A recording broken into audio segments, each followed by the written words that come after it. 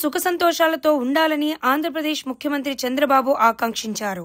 రాష్ట్రంలో చేపట్టిన అభివృద్ధి కార్యక్రమాలకు ఎలాంటి ఆటంకాలు కలగకుండా చూడాలని విఘ్నేశ్వరుణ్ణి ప్రార్థించినట్లు ఆయన తెలిపారు. విజయవాడలో సితారా సెంటర్లో డుండి గణేష్ సేవా సమితి ఏర్పాటు చేసిన 72 అడుగుల భారీ కార్యదర్శి మహాశక్తి గణపతిని ఆయన దర్శించుకుని ప్రత్యేక పూజలు నిర్వహించారు. ఈ సందర్భంగా ముఖ్యమంత్రి చంద్రబాబు నాయుడు మాట్లాడుతూ రాష్ట్ర ప్రజలు శ్రేయస్సే తన ప్రథమ కర్తవ్యమని అన్నారు. తెలుగువారు ప్రపంచంలో ఏ మూల ఉన్నా ఆనందంగా ఆరోగ్యంగా ఉండాలని ఈ గణనాథుని మనస్ఫూర్తిగా కోరుకుంటున్నానని తెలియజేశారు. రాష్ట్రాభివృద్ధికి ఎలాంటి విఘ్నాలు రాకుండా ముందుకు సాగాలని ప్రార్థించానని పేర్కొన్నారు.